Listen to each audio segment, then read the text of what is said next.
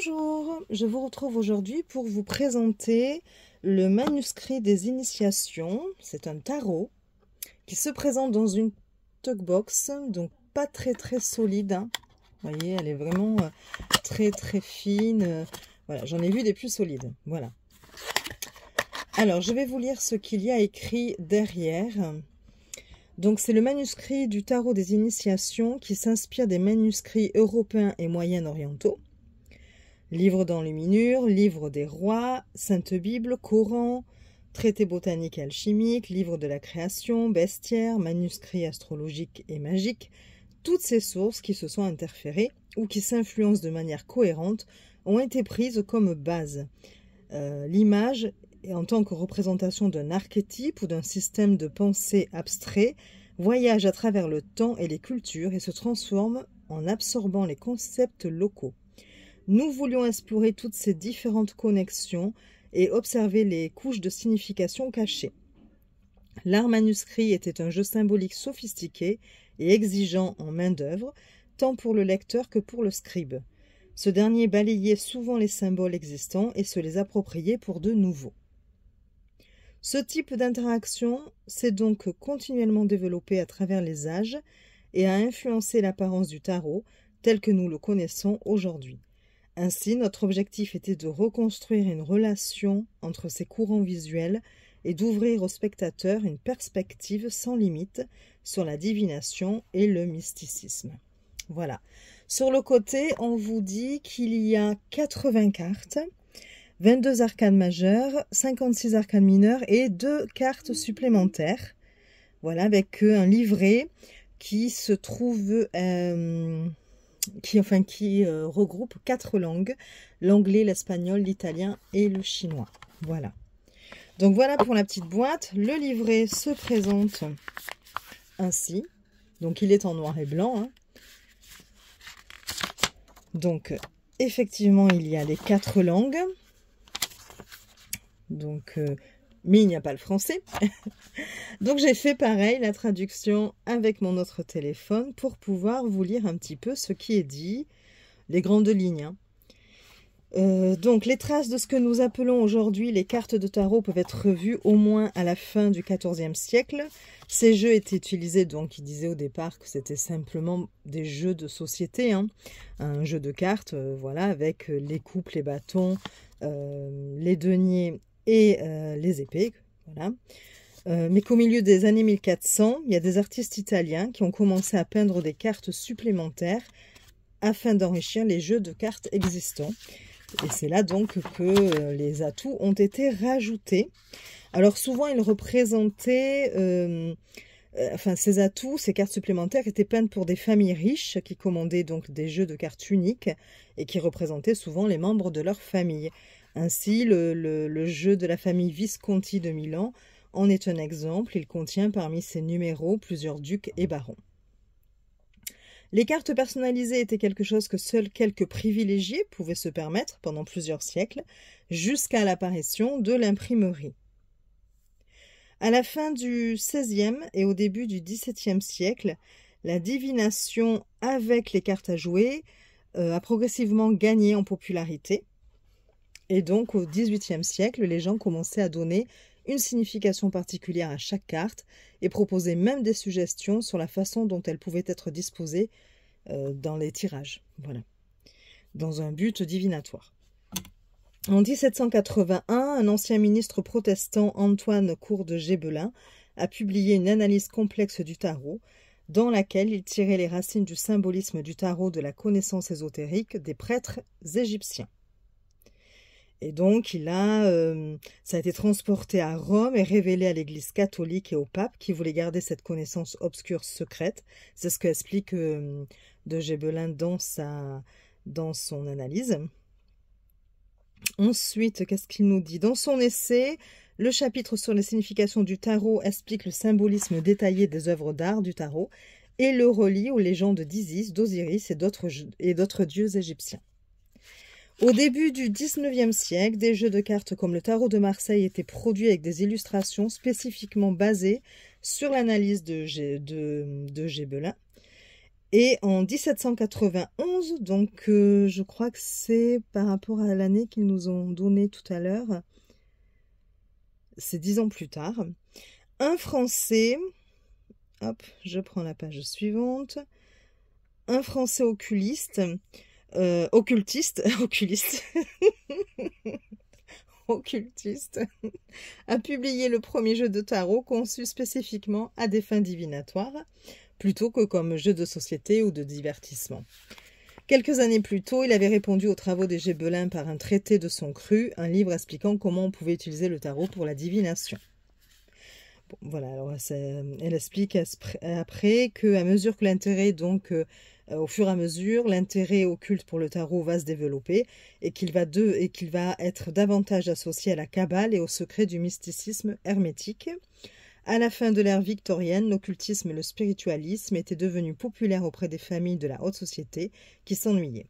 Il n'était pas rare d'assister à une fête à la maison et de trouver une séance de tarot. Arthur Edward Waite est crédité de la renaissance du tarot au XXe siècle. Il a chargé l'artiste Pamela Colman Smith de créer ce qu'il a appelé le tarot rectifié. Créé par un membre de société secrète également connu comme un mystique vénéré, la version de Waite a été largement acceptée comme norme et elle est de loin la plus populaire. C'est le jeu du siècle, riche en symbolisme et facile à comprendre en raison de la nature simple de l'œuvre d'art. Donc, le manuscrit du tarot des initiations s'inspire des manuscrits européens et moyen-orientaux. Donc là, l'artiste reprend ce qu'il a écrit derrière la boîte, hein, donc je ne vais pas vous le relire. On voit que... Alors, attendez, papa, je ne voudrais pas vous relire tout ce qu'il y a écrit. En fait, c'est un peu l'historique, l'histoire du tarot, hein.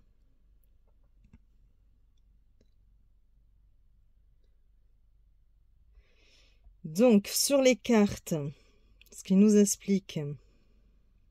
Effectivement, donc on va reprendre plusieurs manuscrits et il va y avoir des ornements minutieusement détaillés et des croquis aléatoires alchimiques. Et attendez, je suis désolée, j'essaie d'ouvrir ma... Et des schémas astrologiques, des dessins et d'autres marques qui vont être faites le long. Vous voyez, si je prends une carte au hasard, voilà, vous allez avoir... des petits schémas comme ça, selon les cartes, vous avez des petits schémas rajoutés. Souvent, vous avez un croquis central et après, vous avez des petits détails autour, des petites scènes, voilà, qui sont rajoutés. Donc, ils vont nous révéler une grande partie du mode d'information dans lequel les manuscrits circulaient. Certains d'entre eux avaient un objectif clair, mais dans d'autres manuscrits, la signification des dessins peut être indéchiffrable.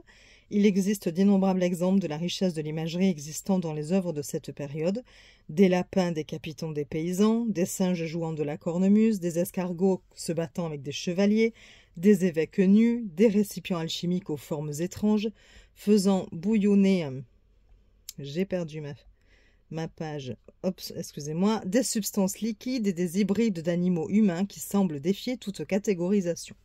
Donc il y a vraiment un petit côté quand même, j'allais dire loufoque, un peu extraordinaire, des choses un peu communes que l'on va retrouver par moments sur certains croquis. Ensuite, l'art manuscrit était un jeu symbolique sophistiqué et exigeant en main-d'œuvre, tant pour le lecteur que pour le scribe. Ce dernier balayait souvent les symboles existants et se les appropriait pour de nouveaux. Donc c'est ce qu'on avait vu un petit peu derrière la boîte aussi.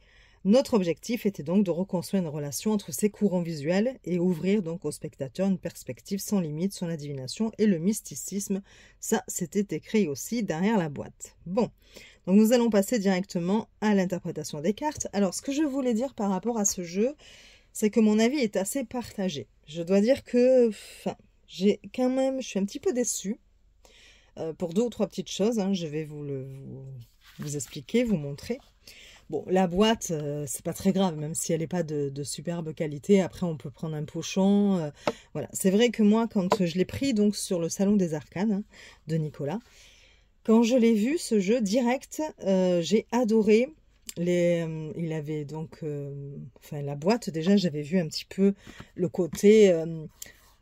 je sais pas, il y a un petit côté même médiéval, il y a un côté ancien évidemment, ces petits dessins, le côté vintage aussi. Et donc, bien sûr, aussitôt, ça m'a attirée, effectivement. En plus, j'ai vu qu'il devait rester 1 ou 2 exemplaires. Je pense qu'il ne devait pas en avoir beaucoup, Nicolas. Et donc, résultat, je ne me suis pas trop donné de temps de réflexion. Dès que je l'ai vu, je l'ai mis dans mon panier. Je crois que j'ai cherché un peu pour voir s'il y avait des vidéos. Je ne sais même plus si j'en ai vu ou pas, peut-être 1 ou 2.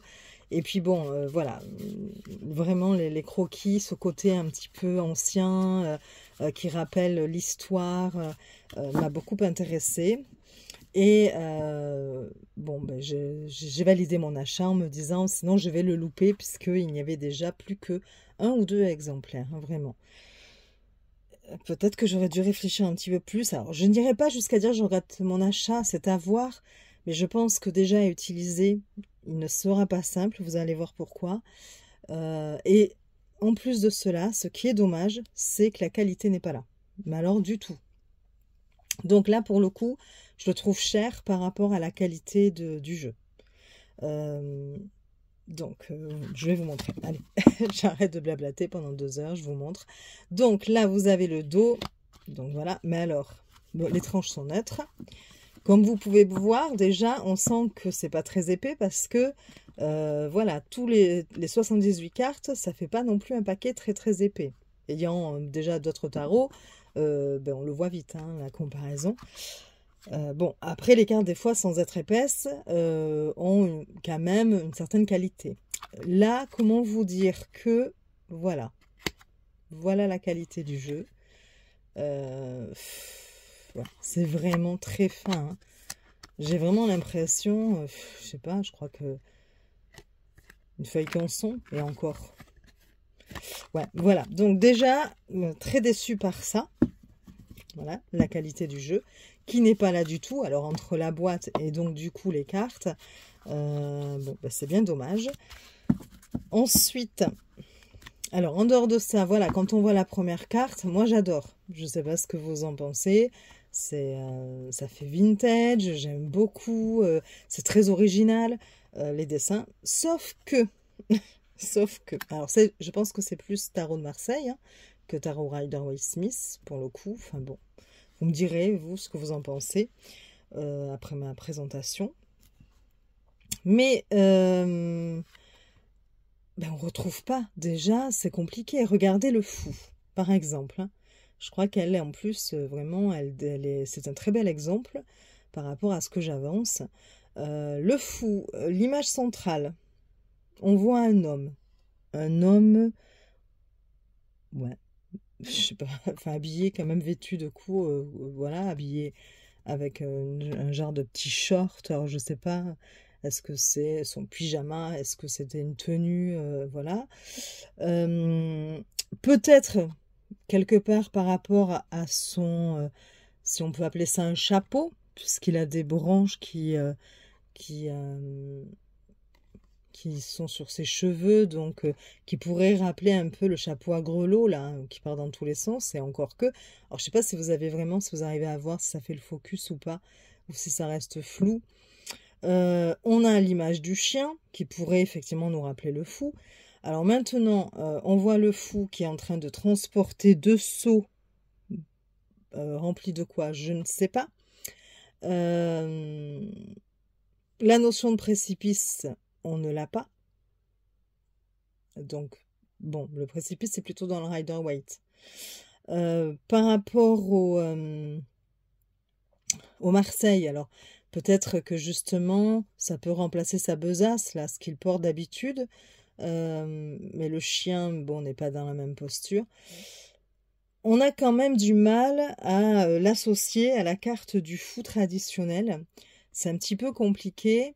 Un débutant ne pourrait pas du coup donner les mots de clé, les mots de clé, les mots clés, les mots de clé. Oh là là, je suis fatiguée, je crois là. Je crois que c'est ma dernière présentation pour ce soir parce que je suis fatiguée. Les mots-clés, il ne pourrait pas les trouver juste en regardant l'illustration où il serait complètement à côté de ce qui est dit normalement pour cette carte-là. Alors, on peut peut-être retrouver, alors c'est ce que je vous disais, ce qui est sympa, c'est les petits dessins que vous avez, même là, hors cadre. Donc, on pourrait retrouver ici ce côté un petit peu farfelu, avec ce lapin qui porte sur son dos un homme, comme s'il venait de chasser et que, voilà, il avait son butin sur le dos. Là, je ne sais pas trop ce que ça représente, hein. C'est vraiment une figure un petit peu... je sais pas, on n'arrive pas trop à voir, hein. J'essaie de vous rapprocher la carte, mais ça fait pas trop le focus. Enfin bon, voilà. Donc, c'est numéroté le 0. C'est dit le fou, donc comme dans le Rider-Waite-Smith. Par contre, on n'a pas le... Enfin, il y a un nom. Il y a un numéro. Donc, voilà. Mais, bon... Je trouve que c'est compliqué. Alors, on peut se dire, bon, ben, on va voir dans le livret ce qu'ils disent de l'illustration. Et en fait, non, pas du tout. Pas du tout, vous n'avez pas ça. Je vais vous montrer, voilà, le fou. Donc, en fait, nous avons à chaque fois seulement quelques mots-clés à l'endroit, quelques mots-clés à l'envers. On ne parle pas du tout des illustrations. Alors, c'est vrai qu'il est évoqué en introduction qu'il y a pas mal de croquis qui ne sont pas, qui n'ont pas réellement de sens et qui sont inexplicables, entre guillemets. C'est comme ça que c'est dit dans l'introduction. Mais bon, ben, du coup, c'est un petit peu dommage parce que c'est un petit peu compliqué quand même, je trouve, pour retrouver voilà, la signification des cartes ou laisser marcher son intuition, oui, mais enfin bon, sans être à côté de ce qui est en général dit pour chaque carte. Alors le fou, donc ça nous dit folie, manie, extravagance, ivresse, délire, frénésie, trahison. Trahison, voilà, mot-clé que on ne retrouve pas habituellement dans les jeux classiques. Donc voilà, et ça c'est à l'endroit. Et inversé, négligence, absence, distribution, insouciance, apathie, nullité, vanité. On retrouve quelques mots-clés, hein, comme l'insouciance, peut-être la négligence, voilà. Mais bon, je trouve que par moment, et encore c'est pas celle-ci qui est, au niveau des mots-clés, c'est pas la carte la plus flagrante, hein. C'est pas avec celle-ci que vous allez voir que cela diffère beaucoup de ce que l'on a l'habitude de lire. Mais ouais, on va voir avec d'autres cartes, vous allez voir. Alors, donc je vais vous chercher le magicien dans mon petit livret. Hop. Voilà, le magicien. Voilà le magicien. Alors là, pareil. Moi, je retrouve pas mon magicien, hein. Bon, alors je sais bien qu'il faut pas être trop comment mince, rigide. Et bon, avec tous les jeux que j'aime beaucoup aussi la diversité. Mais j'aime bien aussi quand même que l'on m'apporte le point de vue du créateur, ce qui a voulu être dit, ou voilà, enfin. Mais là, on l'a pas en plus. Donc on ne l'a pas, donc ben, c'est de façon vulgaire, je veux dire, démerdez-vous avec ça, quoi. Donc, le magicien, donc on voit un homme avec une auréole sur la tête et on voit un homme qui est sur un poisson. Voilà, il est en train de naviguer sur un poisson. Donc, bon, là, il y a peut-être le côté magique, hein, quand même. Mais les petits dessins en haut, je vois pas trop non plus. Là, vous avez une chouette ou un hibou, je sais plus, ou un hibou. Donc voilà, et ça vous dit donc à l'endroit diplomatie, adresse, maladie, douleur, perte, désastre, confiance en soi, volonté, ou le conquérant lui-même, enfin le consultant lui-même, s'il est de sexe masculin. Donc ça peut représenter le consultant, voilà ce que l'on vous dit. Magicien, maladie, douleur, perte. Là, on s'écarte vraiment de la signification traditionnelle. Alors, attendez, je vais quand même vérifier si c'est pas Google Traduction qui m'a écrit n'importe quoi. Non, pas du tout, ouais, c'est bien ça. Perte, douleur, désastre. Ouais. Bon, voilà. Donc, c'est vraiment particulier. Et ça, c'est la carte à l'endroit, hein. À l'envers, on vous dit médecin, mage, maladie mentale, honte et inquiétude. Donc, je trouve que c'est quand même très compliqué. Si vous faites un tirage, il y a quand même tout un pont entre, enfin, tout un fossé plutôt, entre médecin et honte et inquiétude. Vous voyez? Et en plus, ça ne rejoint pas les significations que l'on peut avoir l'habitude de voir ou dans le Rider-Waite-Smith ou dans le tarot de Marseille. Voilà. Et comme je vous dis, pas d'explication pour les illustrations. Donc, et pourquoi cette interprétation-là? Après, moi, il n'y a pas de souci, hein, même si c'est ces cartes de signification traditionnelle. Si on a le point de vue de l'auteur, on peut très bien s'en servir même comme un oracle, hein, si on veut. Bon, voilà, mais là, bon, c'est compliqué quand même. Donc, on continue, la grande prêtresse. Donc là, le dessin est plutôt fidèle. On reconnaît la grande prêtresse. Donc, vous avez la lune. Elle est donc sur un ton bleu avec des étoiles. Donc, voilà, là, on peut parler d'intuition avec sa grande robe, donc peut-être de secret. On peut retrouver, voilà, on retrouve certains éléments. Les plantes, ça pourrait faire penser à sa connaissance qu'elle pourrait avoir, puisqu'elle elle détient quand même le savoir, donc elle connaît peut-être les secrets des plantes, par exemple. Donc, on nous dit les secrets, le mystère, l'avenir non encore révélé, la femme qui intéresse le consultant, s'il est de sexe masculin, et la consultante, si c'est une femme qui consulte. Voilà.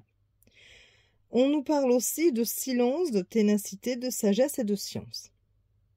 Là, on retrouve un peu quand même, hein, ça reste assez fidèle avec le mystère, les secrets. Bon. À l'envers, c'est la passion, c'est l'ardeur morale ou physique, la vanité et la connaissance superficielle. Voilà. On retrouve l'impératrice. L'impératrice, ici, oui, on peut tout à fait l'associer quand même à l'impératrice par rapport à l'image centrale. Ici, vous avez, je crois, un porc-épic. Pourquoi? Je ne sais pas. Un arbre, là, que je ne saurais reconnaître, parce que de toute façon, je ne suis pas très connaisseuse en plantes, en arbres, enfin botanique, voilà. Et donc là, on nous dit, c'est la fécondité, ok, l'initiative, l'action, les journées longues, la clandestinité, l'inconnu, les difficultés, doutes et ignorance. Et ça, c'est à l'endroit. Donc là, pareil, l'ignorance, les difficultés à l'endroit, ben, d'où, enfin, pourquoi? Surtout, pourquoi? Et à l'envers, on vous dit que c'est la lumière, la vérité, le dénouement des enjeux, réjouissance publique, et selon une autre lecture, l'hésitation. Donc renverser, limite, là, ici, dans ce jeu, l'impératrice serait plus positive au renversé que la carte en position à l'endroit.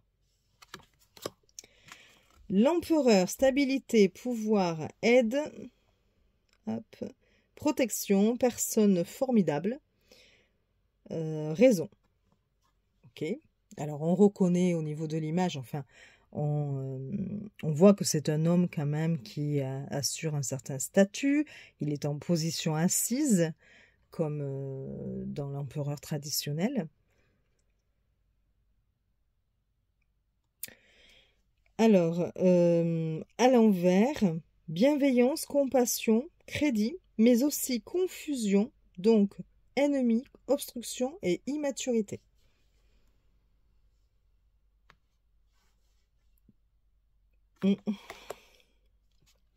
Le hiérophante. Donc, le hiérophante envoie un homme qui tient un livre dans ses mains au centre. Celle-ci, je ne comprends pas trop, cette image. Alors, je ne sais pas si vous arrivez à la voir. J'essaie de vous la rapprocher. Mais comme il y a de l'ombre, c'est compliqué.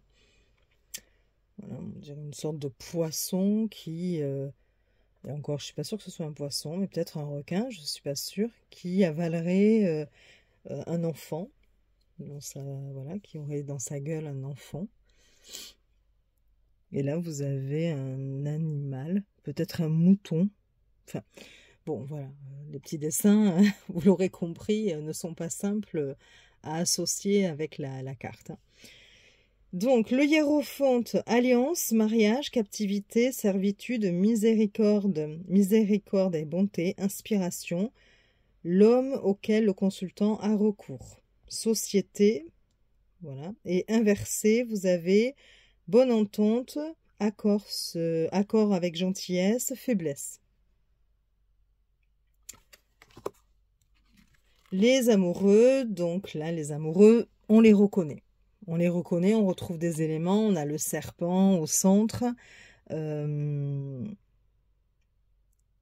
Donc l'homme ici, qu'est-ce qu'il tient dans son dos? J'arrive pas trop à voir, je suis désolée. Il tient quelque chose dans ses mains, dans son dos. La femme qui pointe l'arbre du doigt. Bon, il y a plusieurs petits éléments, mais on reconnaît quand même, on peut reconnaître ici la carte des amoureux. Elle est très jolie d'ailleurs, j'aime beaucoup. Et donc, on nous dit que c'est l'attraction, l'amour, la beauté et les épreuves surmontées à l'endroit. Et renversé, c'est l'échec et les conceptions insensées. Ensuite, vous avez le chariot. Belle carte aussi, j'aime bien. Donc là, on retrouve pareil, hein, un homme sur une sorte de calèche, enfin voilà, un chariot avec les chevaux de deux couleurs différentes, comme on peut retrouver, même si c'est plus discret. Et puis, vous avez ici une bataille. Voilà, avec une tour et des hommes qui tombent d'une tour, et il y a une bataille. Et un lapin. Et je ne sais pas ce qu'il est en train de faire, le lapin. Est-ce qu'il a un bouclier dans les mains? On dirait. Voilà. Ce qui est sympa, c'est toujours ces petits manuscrits comme ça ici. C'est ce qui donne vraiment le côté ancien. Et je trouve ça très, très sympa. Alors, je ne sais pas si on pourrait le lire ou pas. Je n'ai pas tenté. Peut-être avec une loupe, hein, parce que c'est écrit très, très, très petit. Et encore, je ne suis pas sûre. Mais bon, voilà. Et je ne sais pas en quelle langue. Je ne sais pas en quelle langue c'est. Bon. Bref. Donc, l'image est sympa, je trouve quand même. J'aime bien. J'aime bien. Donc, le char. Et ils disent providence, guerre, triomphe, présomption, vengeance, trouble. Donc ça, c'est à l'endroit. Et à l'envers, émeute, querelle, dispute, litige, défaite. Voilà. On retrouve quand même, voilà, l'idée générale de la carte. Ensuite, vous avez la justice. Alors, dans le livre, étrangement, ils nous mettent après le chariot la force. Comme si c'était un Rider-Waite-Smith. Voilà. Ils nous mettent la force alors qu'elle est bien en 11 ici.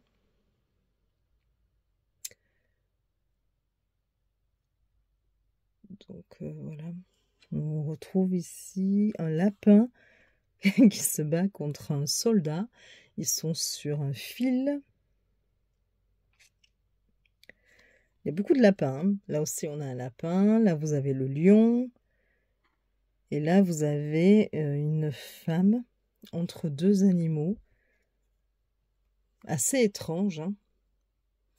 Même si celui à sa droite pourrait faire penser à un lion. Mais voilà, ils sont étrangement dessinés quand même. Donc, on va dire la force, puisqu'ils l'ont mise juste après le chariot dans le livret. Puissance, énergie, action, courage, magnanimité. Et inversé, abus de pouvoir, despotisme, faiblesse, discorde. Voilà. On continue. Donc, l'ermite, je la laisse de côté pour tout à l'heure. Vous avez l'ermite. Oui, la justice, hein, que je laisse de côté. Alors, l'ermite, qu'est-ce que nous avons sur l'ermite? C'est difficile de voir ce qu'il fait. J'avais un peu de mal à deviner. Donc, il est assis avec un livre sur les genoux. en bas, je sais pas, on dirait des rats, mais je suis pas sûre. Voilà. On retrouve encore ce lapin qui porte un soldat là sur son dos, enfin au bout d'un bâton. Je pense que c'est un soldat. Hein. Je sais pas là si c'est un soldat. Ouais, bon. Vous avez un dragon en bas.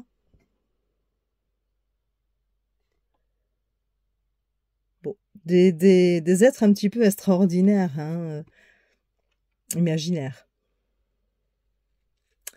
Mais je ne sais pas ce que fait cette ermite. Voilà. Bon. Donc, on nous dit prudence pour l'ermite. Et surtout la trahison, la corruption, la dissimulation. Et inversé, c'est le déguisement, la politique, la peur, la prudence irraisonnée. Là aussi, on ne retrouve pas tellement la signification traditionnelle de l'ermite, hein, et dans le Rider-Waite-Smith et dans le tarot de Marseille. La roue de fortune, que là on reconnaît bien quand même. On a 4 personnages sur la roue. Donc, qu'est-ce qu'ils nous disent? Destin, fortune, succès, chance, félicité, et renversé, augmentation, abondance et abondance. Bon, visiblement une bonne carte pour eux, hein, qu'elle soit à l'endroit ou à l'envers. Ensuite, donc, vous avez la force, on l'a déjà vu. Donc, on va regarder la justice. La justice, donc on a une dame au milieu qui tient effectivement comme un... Ah, ça y est, j'ai plus le mot. Une balance. Voilà. Donc, on retrouve quand même voilà, l'idée de la justice. Même si là, elle n'a pas d'épée. Voilà. Donc, la justice, équité, intégrité, probité, et c'est tout. Et renversé, on a la partialité, la sévérité excessive. Voilà. Ensuite, le pendu. Alors, je durerai moins longtemps sur les arcanes mineurs. Hein. Je voulais quand même vous montrer un petit peu là ce qu'il en était. Donc là, le pendu, pareil, on reconnaît. Vous avez un arbre et puis le pendu, enfin un homme suspendu à un arbre, hein, accroché à un arbre, la tête en bas. Vous avez ici un lapin avec un arc et une flèche qui essaie apparemment de toucher un oiseau. Là, vous avez une poule. Bon. Donc, le pendu, c'est la sagesse, c'est la circonspection, c'est le discernement, c'est le sacrifice, l'intuition, la divination, la prophétie. Et inversé, c'est l'égoïsme, la foule, le corps politique. La mort. Donc là, on voit un squelette qui porte une couronne.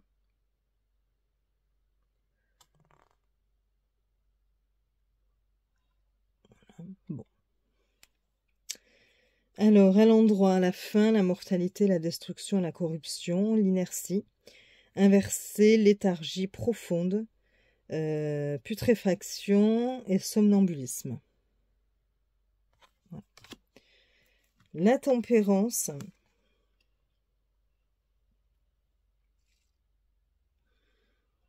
Je vous laisse regarder un petit peu le dessin. Mais bon, c'est assez flou. Alors, la tempérance, économie, modération, frugalité, gestion, accommodement. Et inversé, nous avons... Hop, j'agrandis.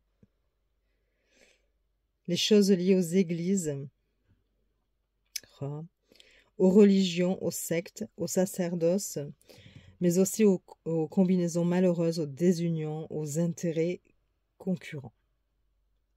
Combinaison, je pense que c'est association malheureuse, hein, plutôt que combinaison. Là, vous avez le diable.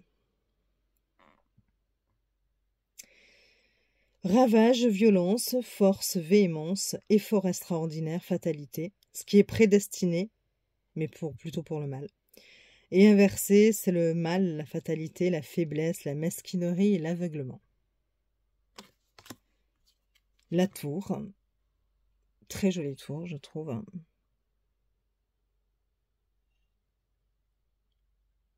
Misère, détresse, ruine, indigence, adversité, calamité, disgrâce, tromperie. Et inversé, selon un récit, la même chose dans une moindre mesure, également l'oppression, l'emprisonnement, la tyrannie. L'étoile, très jolie étoile. Là, on retrouve quand même là la nudité de la femme avec l'étoile en haut, l'eau, la présence de l'eau.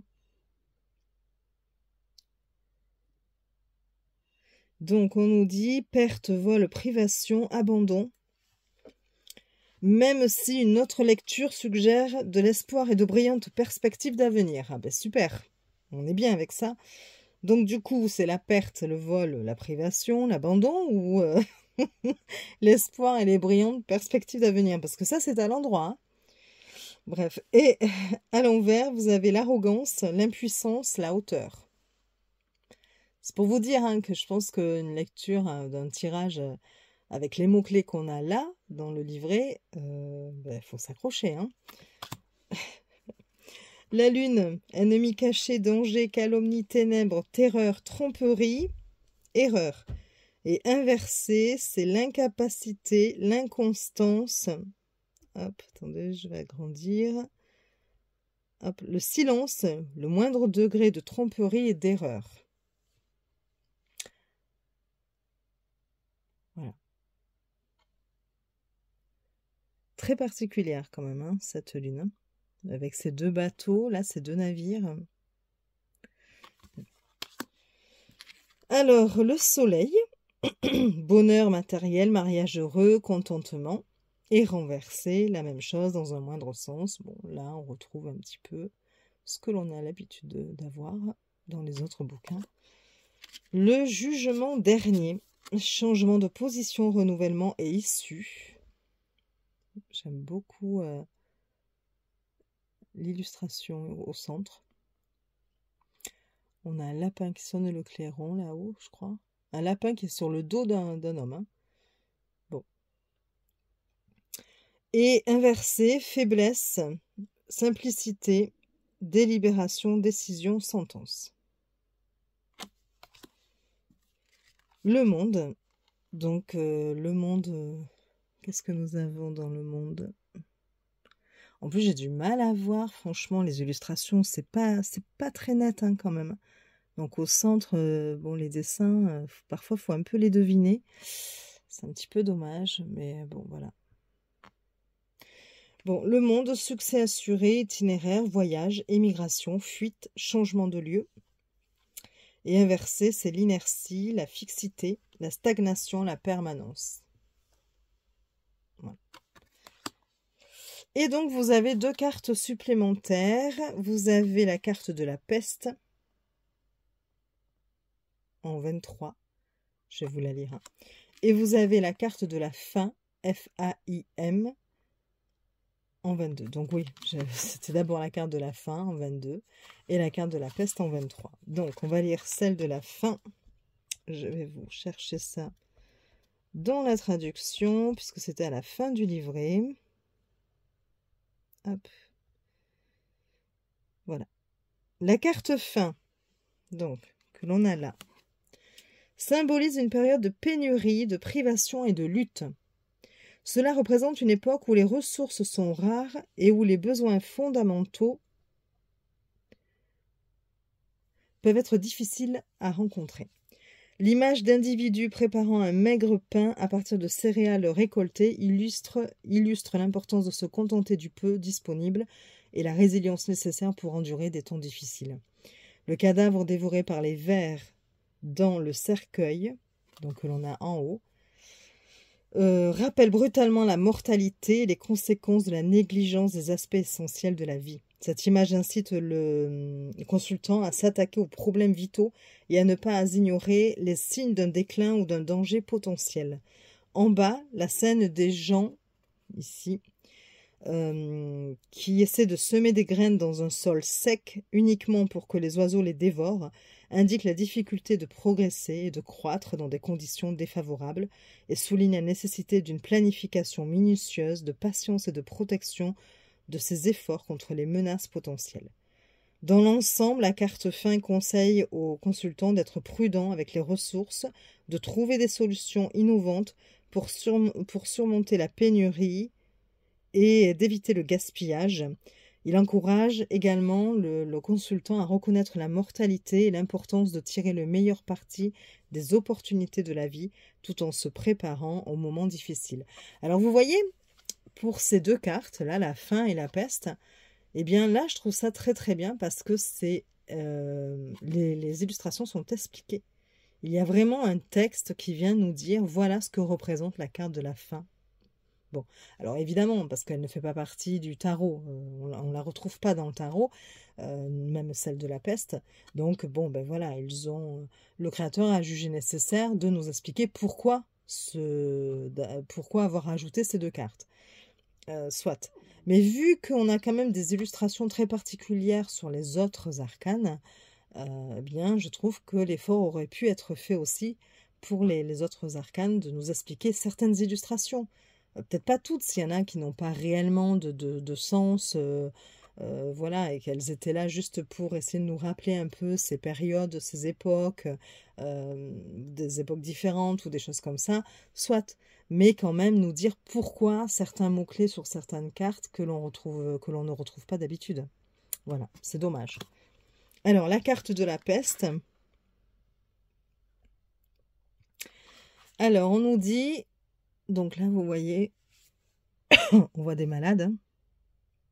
Et puis, je crois qu'il y a un médecin aussi.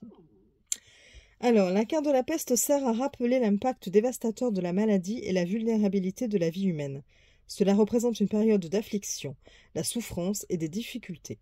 Cette carte exhorte le consultant à faire face aux défis et aux crises en soulignant l'importance de répondre rapidement aux problèmes de santé. Excusez-moi. Et bien voilà, on parle de santé, j'éternue, et de rechercher des conseils auprès de sources spirituelles. La présence du prêtre suggère de chercher refuge dans la foi et la spiritualité dans les moments difficiles. Ah ben alors c'est un prêtre, c'est pas un médecin qui a dessus. Alors l'image de l'homme nu transpercé de flèches que nous avons ici. Alors c'est vrai qu'on ne le voit pas forcément très bien, mais je vous rassure... même dans la réalité, enfin même moi face à la carte, c'est pas si simple que ça. Mais bon. Alors cet homme, donc, nu transpercé de flèches, symbolise le besoin de résilience et la volonté d'endurer les épreuves face à l'adversité. Dans l'ensemble, la carte de la peste souligne l'importance de prendre des mesures proactives pour surmonter les difficultés et trouver de la force dans la guérison physique et spirituelle. Voilà. Donc ça, c'est intéressant, je trouve. Hein, voilà. C'est dommage que l'on n'ait pas eu des textes comme ça pour toutes les cartes. Mais bon, je me répète, je sais, mais bon. Alors, je les ai disposées telles qu'elles sont présentées dans le livret, dans l'ordre, dans le même ordre, parce qu'ils commencent par les rois dans le livret. Alors, attendez, hop. Je cherche, voilà. C'est ici. Donc, il commence avec les bâtons dans le livret et avec le roi de bâtons que nous avons ici. Alors, je peux vous en lire quelques-unes, hein, je ne vais pas toutes les lire du coup. Le roi de bâtons, c'est un homme sombre, amical, compatriote, généralement distingué, honnête et consciencieux, mais sévère, austère. Parfois, il peut se montrer quand même tolérant. Voilà ce qu'on nous dit. Ensuite, vous avez la reine de bâtons. Voilà. Donc, c'est une sombre femme, souvent une femme de paysan, amicale, chaste. Alors, sombre, avec amicale, j'ai un peu de mal à l'expliquer, mais bon. Chaste, aimante, honorable. Si la carte à côté d'elle signifie... montre un homme, si vous avez un homme, une carte qui représente un homme à côté d'elle dans un tirage, elle est bien disposée à son égard. Si c'est une femme... qui se trouve à côté. Alors attendez, oui, non, si c'est une femme, si c'est une consultante, eh bien cette femme-là peut s'intéresser justement au consultant. Attention. Je sais pas si c'est très clair ce que j'ai dit, mais bon. C'est aussi l'amour de l'argent, avec la reine de bâton.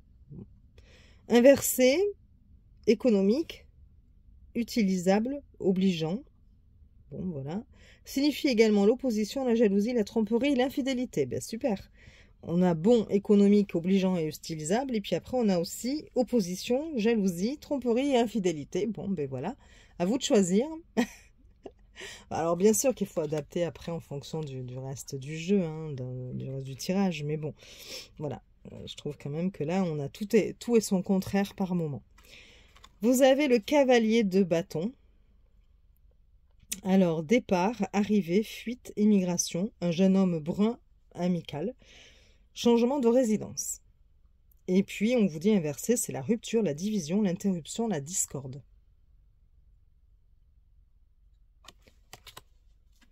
Le valet, jeune homme sombre, encore, hein. Ils sont tous sombres.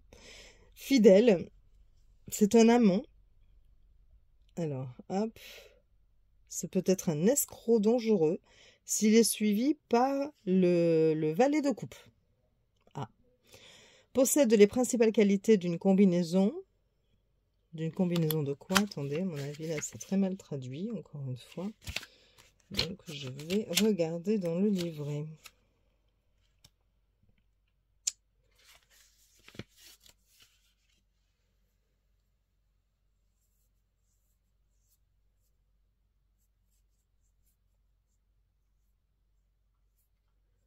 Possède les principales qualités de sa suite. Voilà, je ne sais pas pourquoi ils ont mis combinaison, mais voilà, de la suite de bâtons. Et renversé, c'est anecdote, annonce, mauvaise nouvelle, ainsi que l'indécision et l'instabilité qui l'accompagnent généralement. Voilà. Donc ça, c'est le valet de bâton. Le 10 de bâton. Pareil, hein, là, on ne retrouve pas trop. Alors, ce qui est sûr, c'est qu'on ne retrouve pas l'illustration dans Rider-Waite Smith. Donc, on peut partir du principe que là, ça reprend plutôt le tarot de Marseille. Quoique, bon, voilà, on voit quand même quelqu'un, une personne qui est en train de travailler et qui, visiblement, est-ce qu'elle reçoit des ordres de l'autre personne? Est-ce que l'autre personne lui montre quelque chose au sol? Bon. Alors, c'est une carte aux nombreuses significations et certaines lectures ne peuvent pas être harmonisées. Ah, ben, c'est un peu le cas aussi pour les autres des fois, hein, mais bon. C'est simplement de l'oppression, mais aussi de la fortune, du gain, de toutes sortes, de succès dans ces choses.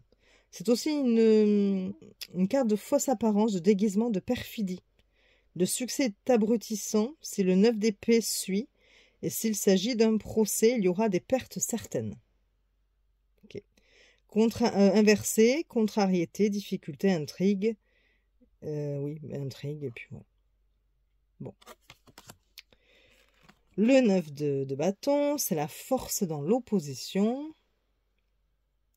S'il est attaqué, il affrontera l'assaut avec audace. Cette signification principale a toutes les conséquences possibles, y compris le retard, la suspension et l'ajournement.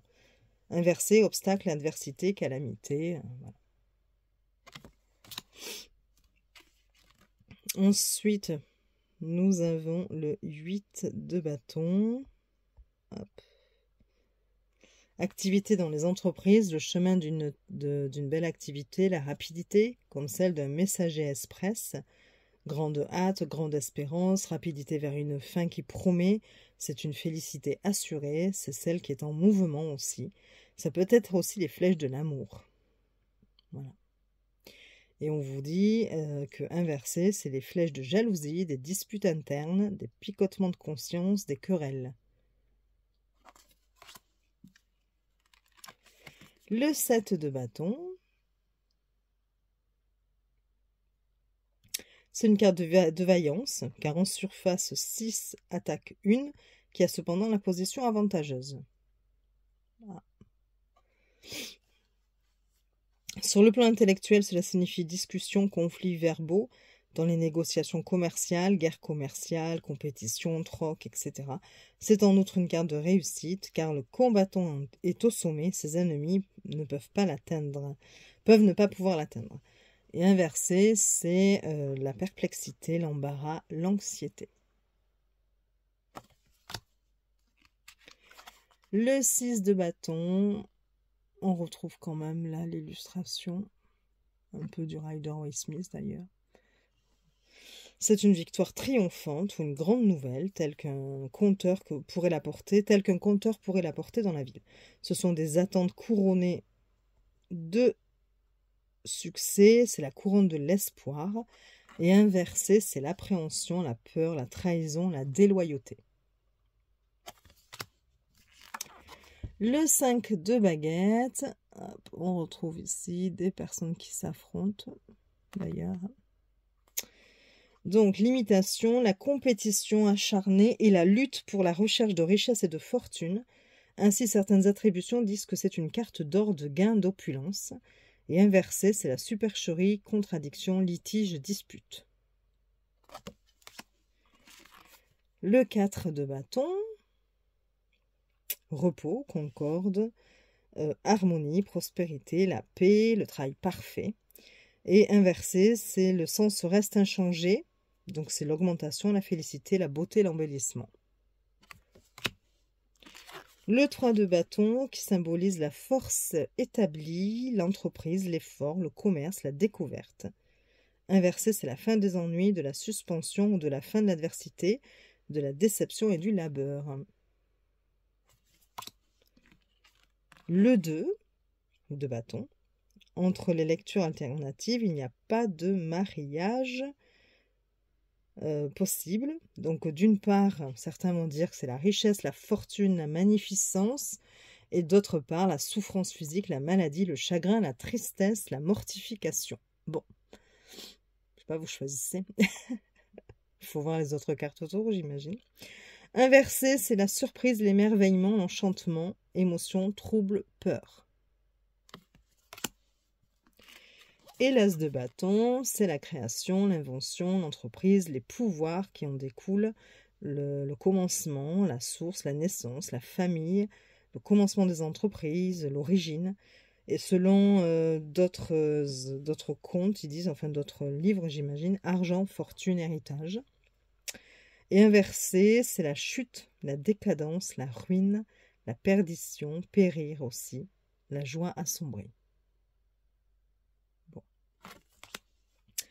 On passe aux coupes, donc le roi de coupe qui est un homme juste, c'est un homme d'affaires, de droit ou de divinité qui est responsable, qui est disposé à aider le consultant. C'est l'équité, l'art et la science, y compris ceux qui ont comme profession, qui travaillent dans la science, le droit et l'art. Voilà. C'est l'intelligence créatrice. Inversé, c'est un homme malhonnête, double jeu. Double jeu, qu'est-ce qu'ils disent d'autre? Attendez, hop. L'injustice, le vice et le scandale. La reine de coupe. Bonne, belle femme, honnête, dévouée, qui rendra service au consultant. L'intelligence aimante est donc le don de l'union, du succès, du bonheur, du plaisir, de la sagesse. Oui, de la sagesse. Inversé, les récits varient. Donc, bonne femme, autrement femme distinguée, mais à qui on ne peut pas faire confiance. C'est une femme perverse, vicieuse. Il y a du déshonneur, de la dépravation. On retrouve un petit peu les anciennes interprétations des cartes à jouer, justement. As, pique, voilà. Où on retrouve comme ça les dames qui sont souvent soit bonnes ou mauvaises. Il n'y a pas trop de demi-mesure. Et donc là, j'ai l'impression un petit peu que c'est ce qui est repris, vu que que ce jeu est basé sur d'anciens manuscrits. Hein. Donc là, on a le cavalier de coupe. Voilà. On nous dit que c'est l'arrivée, l'approche parfois de celle d'un messager. C'est des avances, une proposition, une attitude, une invitation, une incitation. Et inversé, c'est de la supercherie, artifice, subtilité, escroquerie, duplicité, fraude.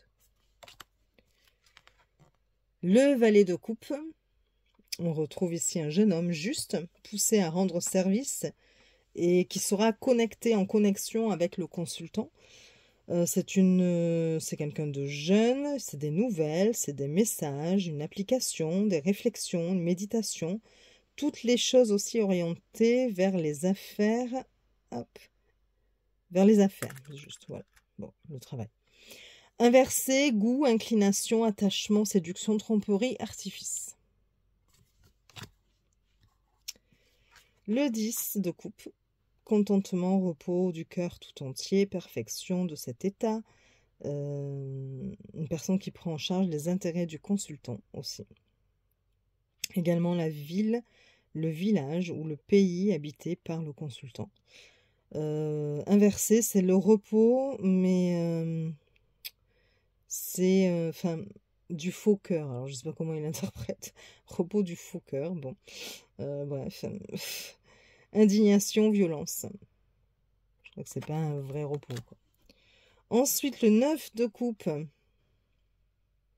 Alors, je le mets toujours un peu sur le côté parce qu'ici, j'ai de l'ombre. Alors, je suis désolée, hein, je décale toujours un petit peu ma carte. Donc, le 9 de coupe, c'est un accord, c'est un contentement, c'est un bien-être physique, c'est une victoire, c'est du succès, l'avantage, satisfaction pour le consultant ou la personne pour laquelle on fait la consultation. Et inversé, c'est vérité, loyauté, liberté. Mais les lectures varient et incluent des erreurs, des imperfections, etc. Bon, inversé. Le 8 de coupe, la carte parle d'elle-même en surface, mais d'autres lectures sont tout à fait possibles, donnant de la joie, de la douceur, de la timidité, de l'honneur, de la modestie. On est dans quoi là, j'ai dit? Ah, le 8 de coupe.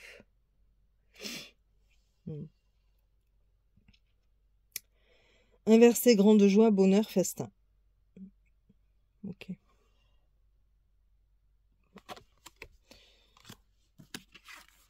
Le 7 de coupe.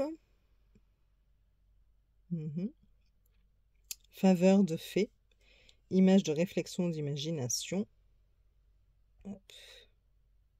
Je voudrais lire la suite si ça veut bien me la donner.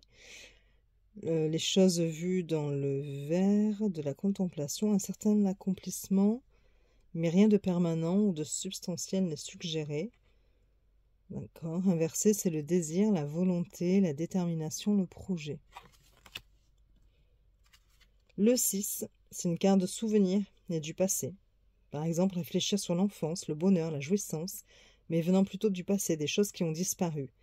Une autre lecture inverse cette tendance et suggère de nouvelles relations, un nouvel environnement et de nouvelles connaissances. Inversé, c'est le renouveau, le futur, ce qui se produira actuellement. On retrouve là quand même, hein, à l'endroit, on retrouve un petit peu l'interprétation que l'on donne au 6 de coupe. Le 5 de coupe, c'est une carte de perte, mais il reste quelque chose. 3 ont été prises, mais il en reste 2. C'est une carte d'héritage, de transmission et de patrimoine. C'est peut-être une carte de mariage, mais non sans amertume ni frustration. Et inversé, c'est les actualités, les alliances, l'affinité, l'ascendance, le retour, le faux projet. Le 4 de coupe, c'est la lassitude, le dégoût, l'aversion, les vexations imaginaires. Donc, qu'est-ce qu'elle est en train de faire? Elle est en train de boire du vin, si j'ai bien compris. Ouais, c'est ce qu'on dirait, mais bon. Comme si elle faisait les vendanges, peut-être aussi, je sais pas. On nous dit que le vin de ce monde n'a pas que provoqué la satiété. Il y a une autre coupe de vin comme un cadeau féerique qui lui est maintenant offerte, mais la personne sur la carte n'y voit aucune consolation. C'est aussi un mélange de plaisir, enfin, comment ils disent ça? Attendez, je regarde sur le bouquin parce que là encore, c'est très mal traduit, je trouve, mais bon. Hop. On est dans le 4 de coupe.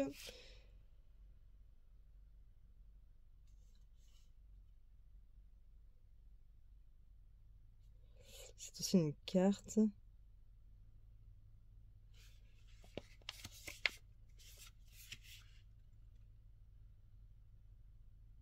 De plaisir mélangé, oui. Bon. Renverser, nouveauté, présage, nouvelles instructions et nouvelles relations. Voilà. Le 3, c'est la conclusion de n'importe quelle affaire. Beaucoup de perfection, de gaieté, de bonheur, la victoire, l'épanouissement, le réconfort, la guérison. Et inversé, c'est l'expédition, la réussite, la fin. Le 2, c'est l'amour, la passion, l'amitié, l'affinité, l'union, les accords, les relations sexuelles, ce que la nature a sanctifié. Et inversé, c'est le faux amour, c'est de la folie et le malentendu. L'as de coupe, vrai cœur, la joie, le contentement, la nourriture, l'abondance, la fertilité, la demeure, la table sainte, la félicité. Et inversé, c'est le faux cœur, la mutation et la mutation. C'est tout. Voilà. On passe aux épées. Au roi d'épée, donc, du coup. Donc, peu importe... ouais. Il y a une histoire de jugement de la part de ce roi. Le pouvoir, le commandement, l'autorité, les renseignements militants, le droit, les fonctions de la couronne. Et inversé, c'est la cruauté, des mauvaises intentions, la perversité, la barbarie, l'abus de foi. L'abus de confiance. La reine, veuvage, tristesse et embarras féminin, absence, stérilité, deuil, privation, séparation. Voilà. Là, on est vraiment dans la reine de pique. Vous voyez, on retrouve un petit peu ce qu'on a pu voir anciennement comme interprétation pour la reine de pique aussi, hein, avec l'histoire de la femme veuve. Bon. Inversé, malice, sectarisme, artifice, pruderie et tromperie. Le cavalier, c'est les compétences, la bravoure, la capacité, la défense, l'adresse, la colère, la guerre, la destruction, l'opposition, la résistance. Et bien voilà. Et inversé, c'est l'imprudence. Ah oui, c'est même la ruine à l'endroit, le cavalier. Alors inversé, c'est l'imprudence, l'incapacité, l'extravagance. Le valet d'épée, c'est l'autorité, la surveillance, le service secret, la vigilance, l'espionnage, l'examen et toutes les qualités qui ramènent à la suite des épées. Et renversé, vous avez ce qui est imprévu, un état de non-préparation, la maladie est aussi énumérée. Le 10 d'épée, tout ce qui est suggéré par le dessin. Voilà, comme ça, il ne s'embête pas le créateur. Également la douleur, l'affliction, les larmes, la tristesse, la désolation. Et inversé, c'est l'avantage, le profit, le succès, la faveur, mais aussi, aucun de ceci, aucun de tout cela n'est permanent. C'est aussi le pouvoir et l'autorité inversée. Le 9 d'épée, c'est la mort, l'échec, fausse couche, retard, tromperie, déception, désespoir. Et inversé, c'est l'emprisonnement, le doute, la suspicion, la peur raisonnable et la honte. Eh bien, une belle carte. Le 8 d'épée, qui est la mauvaise nouvelle, le chagrin violent, un violent chagrin, la crise, la censure, le pouvoir dans les entraves, enfin un pouvoir entravé, le conflit, la calomnie, mais aussi la maladie. Et renversé, c'est l'inquiétude, difficulté, opposition, accident, trahison, imprévu, fatalité. Le 7 d'épée. Après, moi, je trouve les illustrations sympas. Enfin, j'aime beaucoup. Hein, vous voyez, regardez. Mais bon. Le 7 d'épée, conception, tentative, souhait, espoir, confiance, se disputer également. Un plan qui pourrait échouer. Et inversé, c'est la contrariété, des bons conseils, l'instruction, la calomnie, les bavardages. Bon. Le 6 d'épée, voyage sur l'eau, la route, enfin voyage sur l'eau, les routes, les chemins, c'est envoyer quelque chose, c'est un commissionnaire, c'est un expéditeur, voilà. Et inversé, c'est des déclarations, des confessions, de la publicité. Un récit dit qu'il s'agit d'une proposition d'amour. Ah. 5 d'épée. Dégradation, destruction, renversement. Infamie, déshonneur, perte. Et inverser la même chose, et c'est aussi enterrement et obsèques. Ok. 4 d'épée. C'est la vigilance, la retraite, la solitude, le repos d'ermite, l'exil, le tombeau et le cercueil. Inversé, sage, administration, circonspection, économie, avarice, précaution et testament.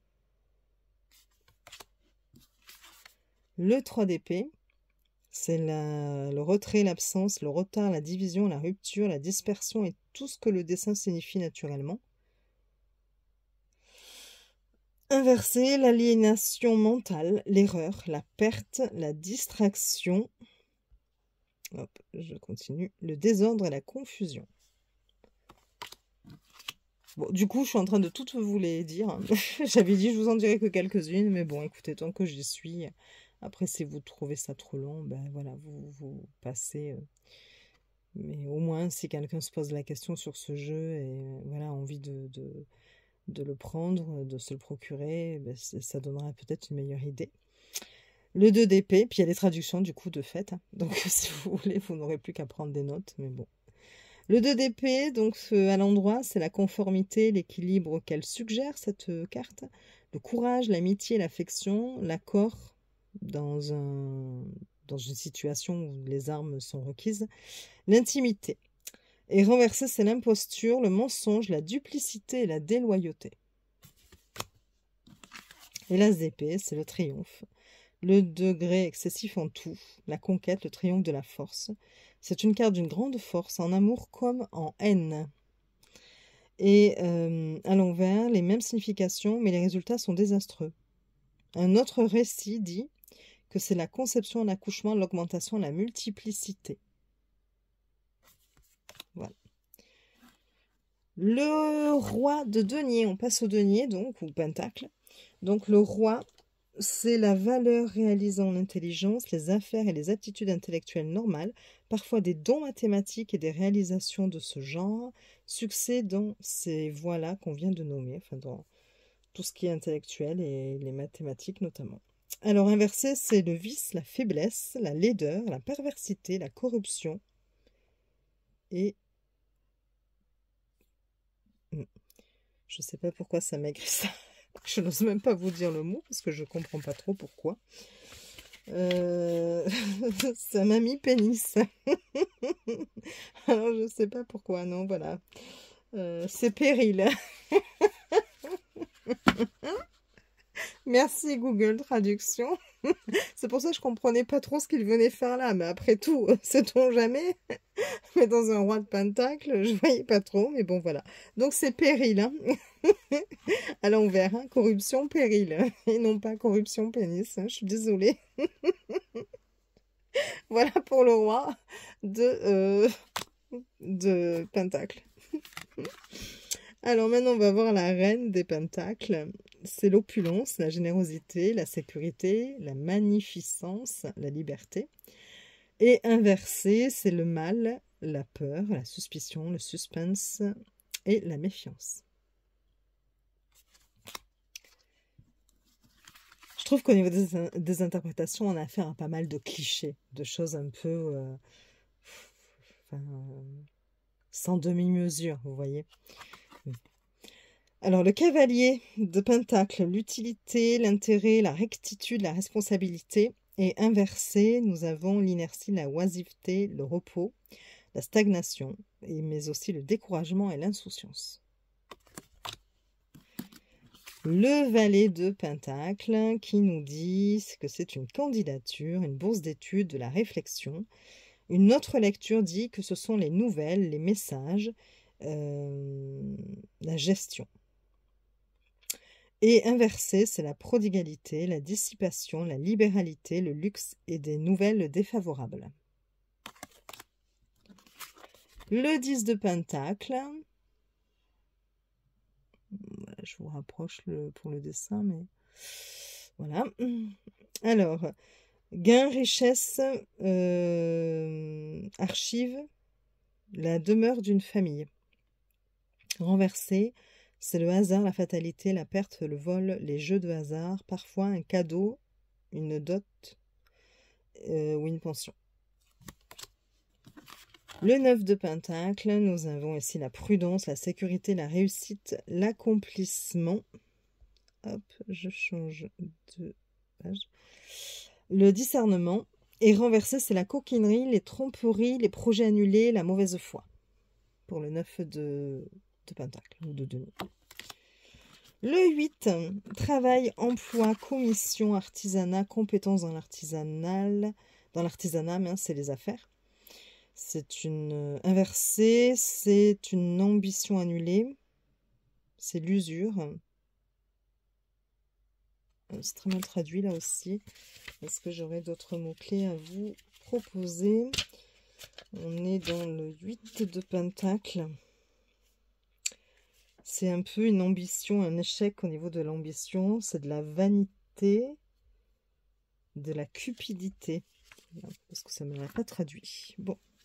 Donc voilà pour le 8 de Pentacle. Nous avons ensuite le 7 de Pentacle. Alors ils disent que là aussi les interprétations sont très contradictoires. C'est une carte d'argent, d'affaires, de troc. Certaines lectures vont dire que c'est une altercation, une querelle. Et puis d'autres vont dire que c'est de l'innocence, de l'ingéniosité. Voilà. Et inversé, hop, ça ne me l'a pas traduit correctement. C'est de l'anxiété au sujet de l'argent. Inversé, le 7 de Pentacle. Ensuite, vous avez le 6 de Pentacle. Donc des cadeaux, de la gratification. D'autres lectures disent que c'est qu'il faut faire attention, c'est de la vigilance. Que c'est quelque chose qui va être maintenant accepté, que c'est de la prospérité présente, du désir, voilà. Et inversé, c'est de la cupidité, c'est des illusions. Illusions, et qu'est-ce que cela me dit d'autre?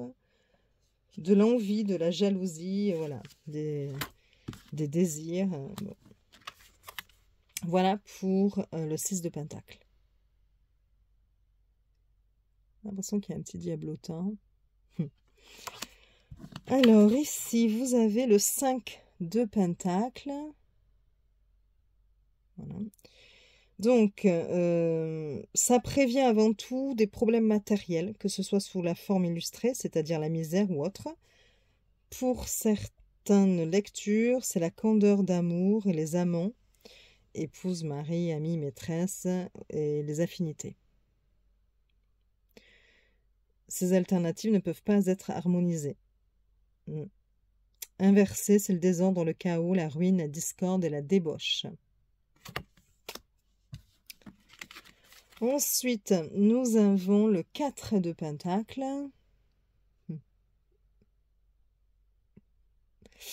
Alors, c'est la garantie des possessions, c'est être attaché à ce que l'on a. C'est un héritage, ça peut être un don aussi, enfin voilà, une donation plutôt. Et inversé, c'est l'opposition. C'est des délais, je crois. Faites voir là aussi. Je sais pas pourquoi ça m'a mal traduit. Inversé. Ah oui, vous voyez à l'endroit, c'est aussi les héritages. Ils disent, c'est la loi, les cadeaux. Bon voilà. Et renversé, c'est les délais, c'est l'opposition. C'est la suspension ou des choses comme ça de certaines choses. Le 3 de Pentacle. Alors, dans le 3 de Pentacle, c'est le métier, c'est le commerce, c'est aussi la main-d'œuvre qualifiée. Habituellement, cependant, elle est considérée comme une carte de noblesse, d'aristocratie, de renommée et de gloire. Et inversée, c'est la médiocrité dans le travail et ailleurs, hein, la puérilité, la mesquinerie et la faiblesse. Nous arrivons à la fin. Plus que 2 cartes. Donc le 2 de Pentacle, qui est représenté comme une carte de récréation, de gaieté, comme le montre le dessin, ils disent. Mais c'est aussi des nouvelles et des messages écrits qui peuvent éventuellement avertir d'un obstacle, de troubles, d'agitation, d'embrouille. Et inversé, c'est la tristesse, Non, enfin, c'est une gaieté forcée. On simule de la joie. Voilà. Vous avez aussi, ça peut être dans le sens littéral, de l'écriture, un manuscrit, la composition de lettres. Alors, attendez, hop, on va passer à la page suivante. Ouais, d'échange. Et enfin, la dernière, c'est l'As de Pentacle. Voilà. Et donc là, on nous dit que c'est l'As de Pentacle. Hop. Je regarde en même temps sur mon petit livret parce que des fois, ça traduit un peu n'importe quoi. C'est un contentement parfait, c'est de la félicité, c'est de l'extase. Également une intelligence aussi, rapide. Et ouais, de l'or aussi, la monnaie, quoi. Renverser le mauvais côté de la richesse, la mauvaise intelligence, c'est aussi de grandes richesses. Donc voilà, enfin les grands riches plutôt, pas les grandes richesses, ça peut représenter aussi les personnes, les grands riches. Voilà. Voilà, bon, donc comme vous avez pu le voir, c'est pas si simple que ça. Parce que ça reprend tellement d'anciennes interprétations. Alors, ce qui est sympa, c'est que ça propose aussi, du coup, ça vient nous dire, dans certaines lectures, c'est plutôt ça, il y avait aussi ça comme lecture. Et au fond, quelque part, c'est presque à vous de trancher, si vous utilisez ces cartes-là, de vous dire, mais pour moi, cette carte-là, elle représente plus cette signification-là, plutôt que celle-ci. Bon, voilà. C'est dommage, moi, j'aime bien les illustrations, hein. Je trouve ça très, très... très joli, quoi. Ça rappelle l'histoire. Voilà, c'est plutôt... esthétiquement, j'aime beaucoup. Bon, la qualité, comme je vous l'ai dit, hein, je ne vais pas vous le redire, mais vous voyez, si vous avez comme ça... alors, je ne sais pas si on fait, par exemple... J'ai envie d'essayer par curiosité, mais enfin, j'ai déjà... La vidéo dure déjà 1h15. Sabine, tu aurais peut-être dû le faire toute seule... voilà, sans aller embêter. Mais après, vous pouvez couper, hein, comme je vous l'ai dit. De toute façon, seuls ceux qui peuvent être intéressés par ce jeu vont avoir envie de regarder cette vidéo. Parce que les autres, qu'est-ce que... J'ai envie de dire que quelque part, vous vous en fichez un petit peu de ce que signifie telle carte ou telle carte. Et ce qui est tout à fait normal, hein, ce qui s'entend tout à fait. Donc bon, hop, j'avais envie de voir... si on arrivait à se dépatouiller de quelque chose en tirant 3 cartes. Donc, je sais pas, en demandant un petit peu si les cartes ont un message pour nous à nous délivrer. Alors, j'essaie de bien les mélanger parce qu'évidemment, comme elles étaient dans l'ordre... Alors par contre, bon, ben voilà, hein, vu qu'elles sont très très souples, vous allez pouvoir vraiment les mélanger... facilement, façon poker, il n'y a pas de souci, hein. Et encore que je pense qu'il faut quand même faire attention de ne pas les plier. Mais bon, elles sont quand même très manipulables pour le coup. Très facile à manipuler. Plutôt. Allez, on va dire qu'il est mélangé. Hop, je l'étale. Donc pareil, elles glissent très bien les cartes, hein. Et donc, j'aime bien le dos aussi, mais je sais pas, c'est comme si c'était pas net, vous voyez. Et de toute façon, même les illustrations, parce que peut-être oui que mon portable des fois ne fait pas trop bien le focus, mais enfin là vraiment, on sent qu'il y a c'est assez flou en fait. Comme de toute façon, ce sont un peu des reproductions, hein, donc évidemment. Alors, on va prendre 3 cartes pour voir si on a un message à nous délivrer. Attention, je vous promets rien, hein, parce que vous avez vu, hein, c'est quand même... Et puis je connais pas du tout le jeu, donc on va voir. Déjà, il faut reconnaître les cartes. Mais bon. On a le valet de bâton à l'envers. Nous avons le magicien à l'envers aussi. Et nous avons le 6 de denier à l'endroit. Bon. Eh bien, on va aller lire les interprétations. Et on va voir ça. Alors, je recherche dans mon petit bouquin, enfin dans mon portable, sur mon portable plutôt. Voilà, alors le 6, le valet, mince, le valet de bâton. Ouais, le valet de bâton. Alors, le valet de bâton, ça nous disait que ça pouvait être un jeune homme, quelqu'un de alors fidèle, et après il y a marqué un amant. Mais bon, voilà. Cela peut être aussi... Attendez, je voudrais voir quand même le valet de bâton, ce que ça dit.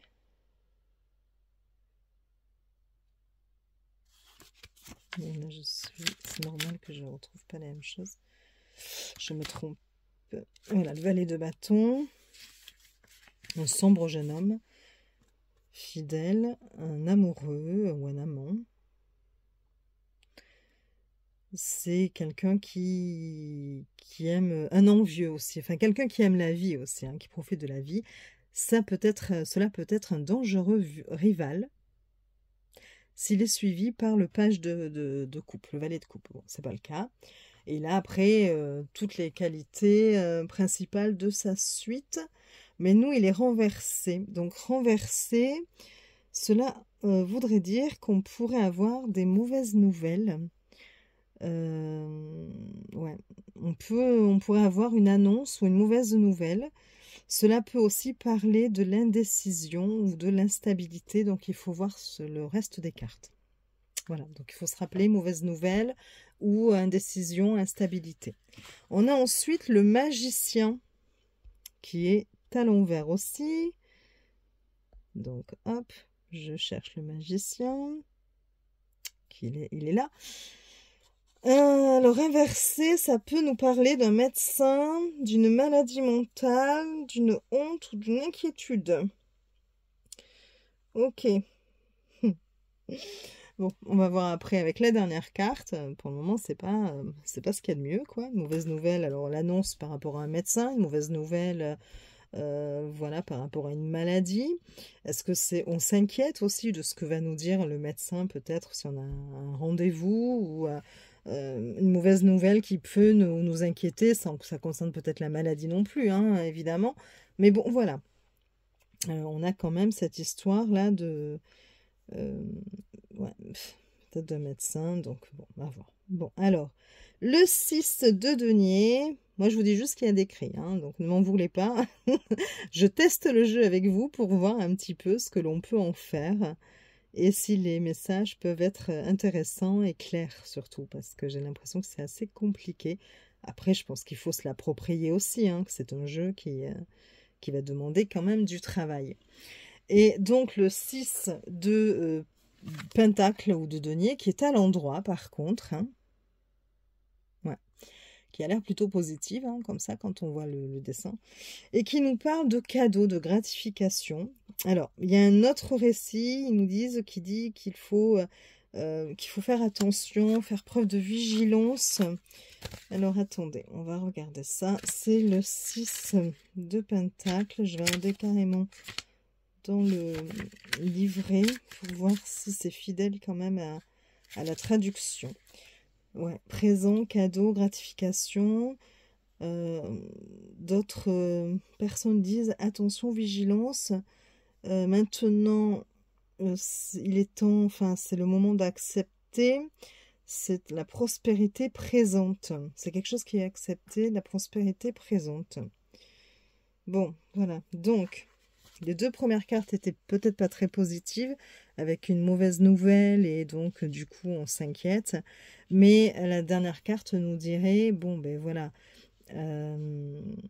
vous devriez être quand même récompensé. Toutefois, il faut quand même justement se montrer vigilant, faire attention. C'est pas quelque chose qui est amené, par exemple, si vous devez gagner quelque chose, ou c'est quelque chose qui peut être aussi éphémère. Donc, attention à ne pas tout dilapider si cela concernait de l'argent. Donc, peut-être un retard avant de recevoir son dû aussi. Ouais.